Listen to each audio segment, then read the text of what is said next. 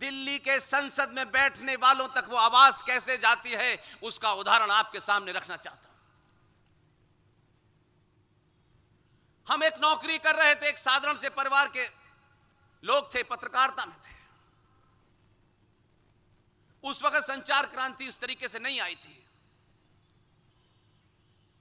तब लगा कि आज अपनी बात कहने का मौका है, मालिकों की दबाव नहीं है,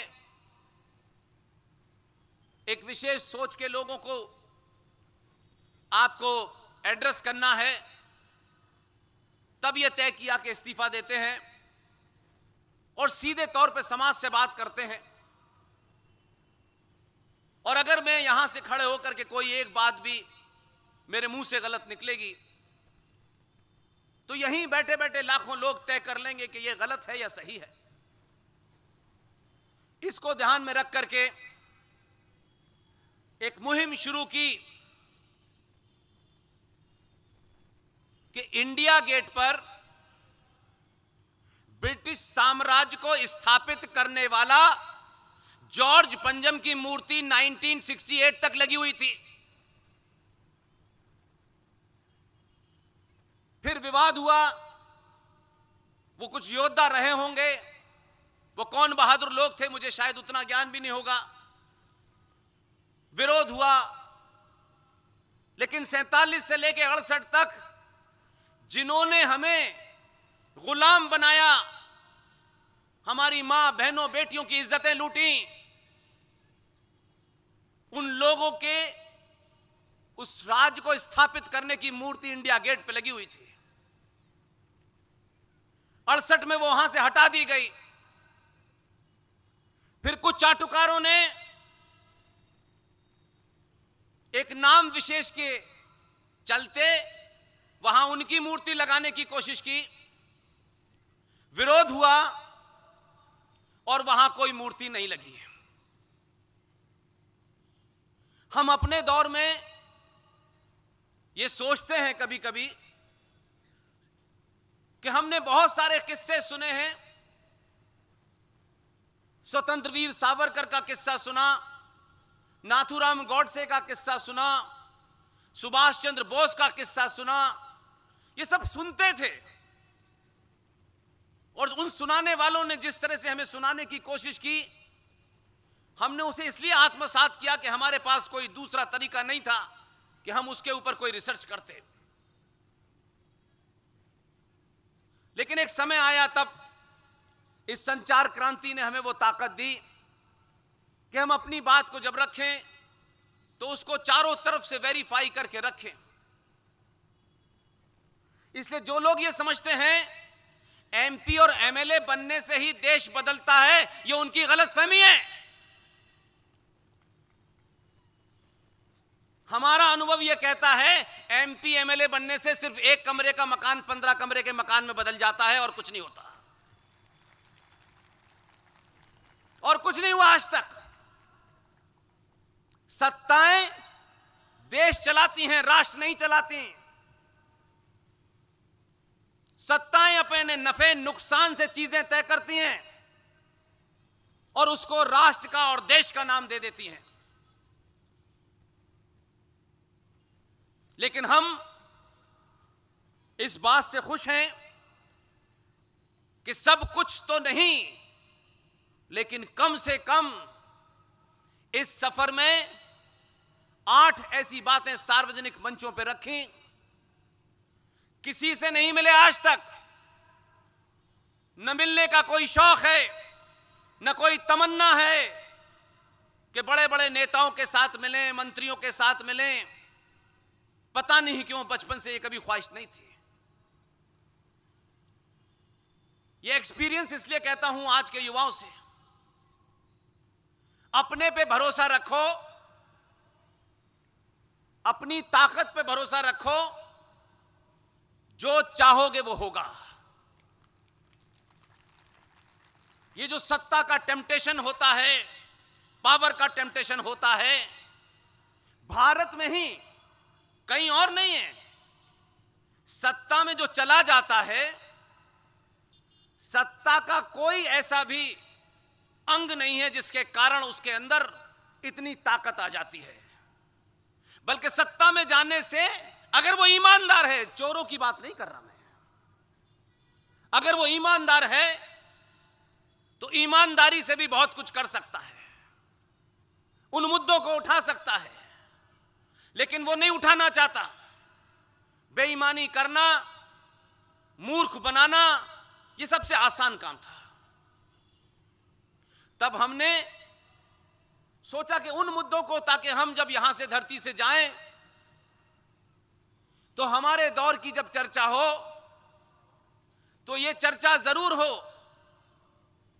कि हमने अपने जीवन के 10-12 साल आने वाली पीढ़ियों में उनके अंदर पुरुषार्थ कैसे जागे, वो अपने भूतकाल को कैसे गौरवशाली क्षणों में समझें और ये सोचें कि हमने अपने लिए कुछ नहीं मांगा था।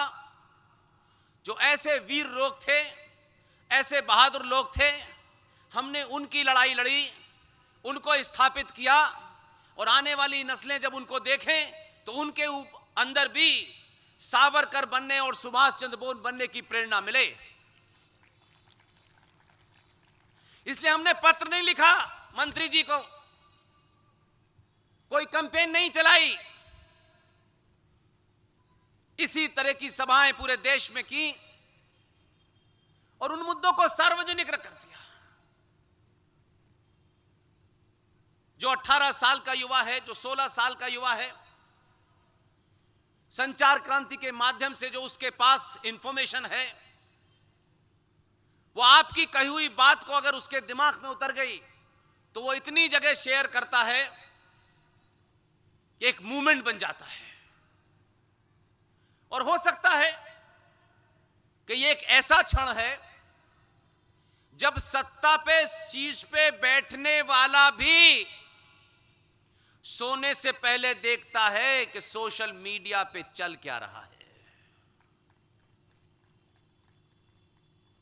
इसलिए एक मुहिम चलाई हमने, उसमें अपनी तरफ से कुछ नहीं कहा, सिर्फ इतना ही कहा कि जिस नेताजी सुभाष चंद्र बोस के साथ उस वक्त के सत्ता के दलालों ने ब्रिटिश साम्राज्य से मिलकर जो आपने जघन्य अपराध किया था, उसको तथ्यों के साथ बाहर कर दें। वो तमाम सारे कागजात सत्ता और ब्रिटिश साम्राज्य के बीच में जो समझौते हुए, वो आर्काइव में रखे हुए थे, लेकिन उनको बैन था कि आप उनको नहीं दिखा सकते, वो क्लासिफाइड कागज हैं। इतने लंबे समय तक लड़ाइयां चली, लेकिन किसी ने उन क्लासिफाइड कागजों को डीक्लासिफाई नहीं किया, यानी सार्वजनिक नहीं किया। लोगों को डर था, अब ये हमारे भाग में था, हम नहीं जानते, या आप सबके भाग में था, हमको नहीं पता। हमने मुहिम चलाई कि सुभाष चंद्र बोस के बारे में जितने भी समझौते हुए हैं उनको सार्वजनिक किया जाए, और यह भी बताया जाए कि 1945 में उनकी किसी हवाई जहाज दुर्घटना में मृत्यु हुई थी, यह हुआ भी है कि नहीं हुआ है। हमारी टीम का एक युवा साथी, एक अंग्रेजी अखबार में बड़े पद पे काम करने वाला, मैं ये कहना चाहता हूं कि जब आप कोई ऐसा मूवमेंट शुरू करते हैं जिसमें मैं, मेरी जाति, मेरा परिवार नहीं होता, तो कैसे समाज के अच्छे लोग आपके साथ खड़े हो जाते हैं। अनुज धर वो इस पूरी मुहिम का मुखिया था। कोई मंच नहीं छोड़ा जब तक आवाज सत्ता के शीर्ष पे बैठने वाले आदमी के कान में नहीं गई। हम ऐसे दौर में हैं कि कम से कम एक खूबी तो है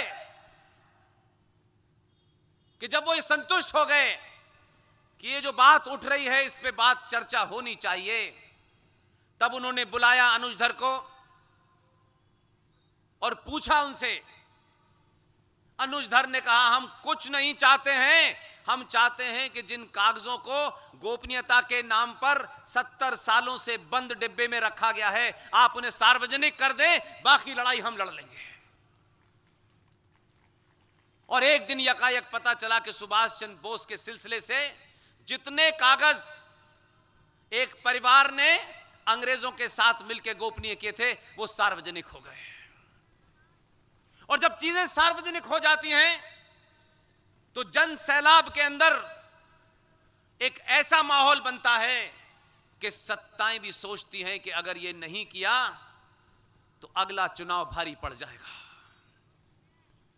और ये हुआ, एक दिन घोषणा हो गई और वो सार्वजनिक हो गए। लोग धीरे धीरे उस सच्चाई को जानने लगे और सच्चाई को जानते जानते वो सच्चाई सर पे चढ़ के बोलने लगी।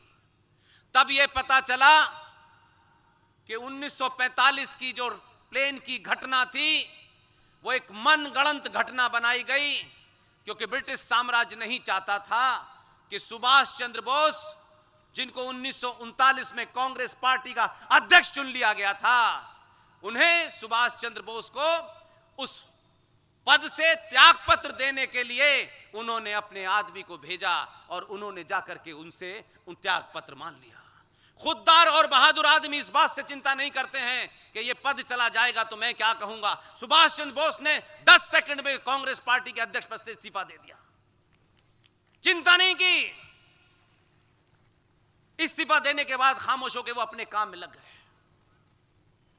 तब ये झूठी कहानी बनाई गई कि सुभाष जिंदा रहेगा तो बड़ा खतरनाक है, लेकिन उनको पता नहीं था कि सुभाष की मृत्यु के इतने साल बाद भी सुभाष बहुत खतरनाक है।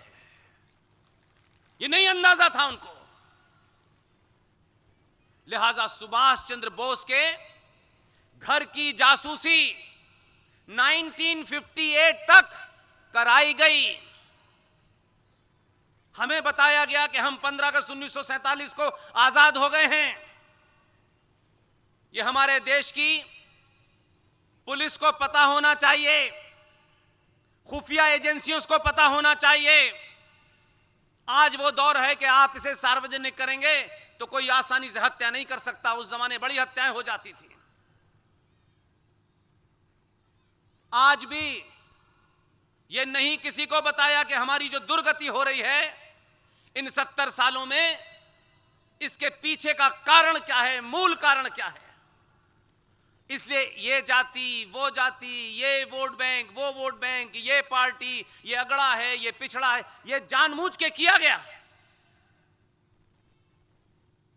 इसलिए सुभाष चंद्र बोस की जासूसी 58 तक हुई और भारत की आंतरिक सुरक्षा को देखने वाली इंटेलिजेंस ब्यूरो, जिसे हम लोग आईबी कहते हैं, यह आपके लिए कोई बड़े गर्व की बात नहीं है।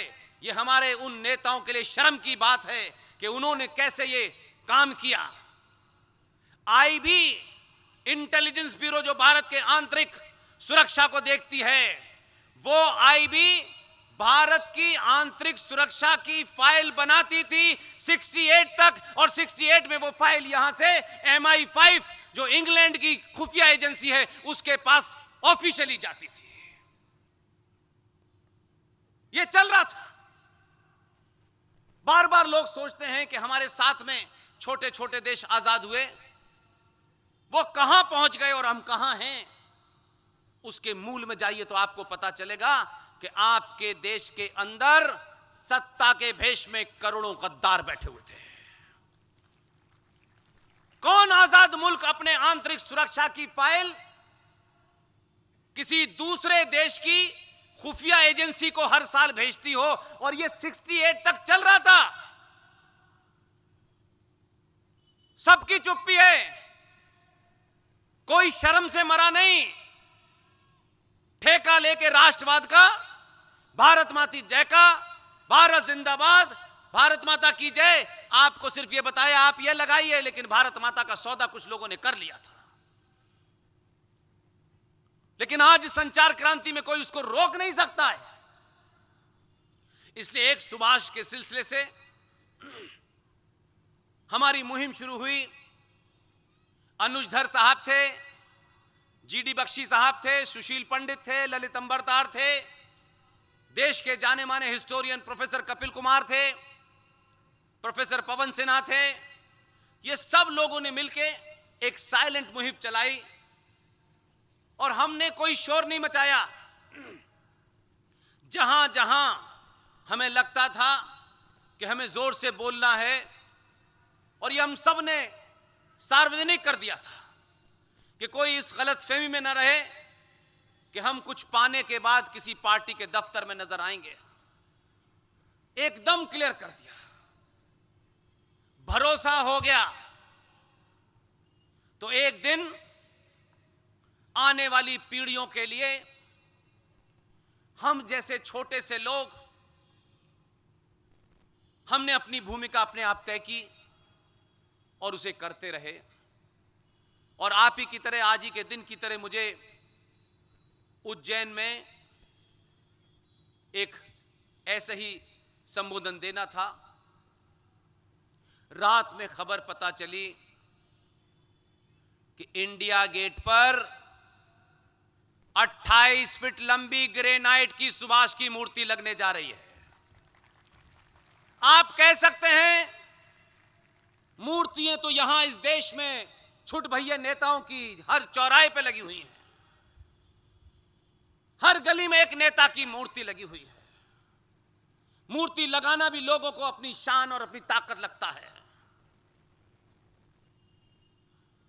सुभाष की मूर्ति लगाने की मुहिम के पीछे एक ही मकसद था, आने वाली नस्लें ये तय करें कि सुभाष क्या था और जवाहर क्या थे। और उसका एक तथ्यात्मक जो फैक्ट आप तक नहीं पहुंचा, वो इससे जोड़ के बताता हूं मैं आपको। पिछले लंबे समय से हमने भारतीय सनातनी हिंदू को इस तरीके से ट्यून्ड किया है, उसके दिमाग को, कि वो कुछ भी अपनी गौरव गाथा, अपने होने पे गौरव ना करे, बल्कि दुनिया की गौरव गाथा गाए। जो आपके अपने लोग हैं उनकी चर्चा कम करे, इधर उधर की चर्चा ज्यादा करे। तब हमने कोशिश की कि कुछ बड़ा नहीं करना है, सिर्फ सच बात को कई बार कह देना है और लगातार कहना है। आज विक्रम वासु साहब, जो इस प्रदेश के जाने माने आयुर्वेदिक डॉक्टर हैं, कोविड में उन्होंने फ्री में हजारों लोगों के जीवन को बचाया। उनके घर पे 2 सरदार आए, वो मेरे बारे में कुछ सुन चुके थे। मैं उनसे मिला, मैं उनको कभी जानता नहीं हूं, हो सकता है वो यहां कहीं बैठे हों। मैंने उनको एक छोटा सा किस्सा सुनाया और मैंने कहा कि देखिए, छोटी सी चीज कितना बड़ा असर करती है। आज 2 अक्टूबर की चर्चा हम हर साल ही करते हैं, इसी तरीके से 14 नवंबर की भी करते हैं। देश के पहले प्रधानमंत्री, महान प्रधानमंत्री, अच्छे प्रधानमंत्री, यह महत्वपूर्ण नहीं है। महत्वपूर्ण यह है कि उनके जन्म दिवस पर हम बाल दिवस मनाते हैं। आज के बच्चे इस दौर में पूछते हैं कि जब हम 14 नवंबर वाले फूल वाले चचा के बारे में जब हम ढूंढते हैं तो हमें कोई ऐसा पराक्रमी काम नहीं दिखाई देता कि वो माउंट एवरेस्ट पे चढ़ गए थे या समुद्र में की तले तक चले गए थे। कौन सा उन्होंने ऐसा काम किया जिससे हम बच्चों को प्रेरणा मिले। प्रधानमंत्री तो और भी हुए, बहुत से हुए, क्या उन्हें बच्चों से प्यार नहीं था? क्या इन्हीं के विशेष बच्चे थे? कहां कहां थे, कैसे कैसे थे, हमें पता नहीं। लेकिन आप जब छोटी सी बात को जो आपको अनइम्पोर्टेंट लगती है वो कैसा करिश्मा करती है, क्योंकि ये विषय नेताओं के नहीं होते कि नेताओं को वोट इससे मिलता नहीं है, ऐसे मुद्दे नहीं उठाते। ऐसे मुद्दे उठाने के लिए इस समय देश में कुछ लोग हैं जो वो उठाते हैं। तब हमने एक मुहिम चलाई, आखिर अपने बेटे और बेटियों को 14 नवंबर को जब आप छुट्टी करें तो उसे क्या बताएंगे। और उसमें तो दिक्कत यह भी नहीं है, जितना बताएंगे उतना ही कद छोटा हो जाता है। लिहाजा हमने मुहिम चलाई कि भारत के अंदर अगर बाल दिवस मनाना है, जो इतिहास में हुआ, जिसे वर्तमान में किया जा रहा है, अगर उसे आप इतिहास से जोड़ देंगे तो आपकी बेटी, आपका बेटा ये लव जिहाद से बच जाएगा। तब आपको उसको कोई कहानी नहीं सुनानी होगी, सिर्फ इतना ही बताना होगा कि गुरु गोविंद सिंह के 4 पुत्र थे। 2 पुत्र उनके चमकौर के युद्ध में मुगलों द्वारा धोखे से मार दिए गए। 2 पुत्र, एक 6 साल का और एक 9 साल का। उन दोनों पुत्रों को इस्लामिक राज्य की स्थापना करने वाले मुगलों ने, सरहंद के उस राजा ने हुक्म दिया वजीर खान को कि गुरु गोविंद सिंह के दोनों पुत्रों को इस्लाम कबूल कराया जाए। जब उसने तलवार निकाल के कहा इस्लाम कबूल कर लो, जान बख्श दी जाएगी, आज की छोटे छोटे बेटे बेटियों के सामने ये रखना चाहता हूं, ये बीमारी पूरे देश में फैल रही है। 6 साल के बेटे ने वजीर खां की आंखों में आंखें डाल के कहा, वाहे गुरु के अलावा किसी को नहीं मानूंगा। उसमें कोई डर नहीं था कि ये इस्लामिक आताताई उसकी गर्दन काट देगा। दोनों को जिंदा दीवार में चिनवा दिया गया। शाम को उनकी दादी गुर्जरी देवी को जब पता चला कि दोनों उनके पौत्र जो हैं वो उनकी मृत्यु हो गई है, तो गुर्जरी देवी की यह खबर सुन के हार्ट फेल हुआ और देहांत हो गया। अब यह किस्सा मात्र बन के हमारे यहां रह गया, कुछ लोग इसे बताने लगे। तब यह मुहिम चलाई हमने। चचा से और चची से हमारा कोई झगड़ा नहीं है, कोई हमारा झगड़ा नहीं है, न निजी तौर पे झगड़ा है, न किसी विचारधारा के है। और वो इतने महान लोग, उनसे हमारा क्या झगड़ा हो सकता है, हम तो बड़े गरीब लोग हैं। तब ये मुहिम चलाई कि अगर बाल दिवस मनाना है तो गुरु गोविंद सिंह के 2 पुत्रों को जिस दिन दीवार में चिनवाया गया था उस दिन को बाल दिवस घोषित करो।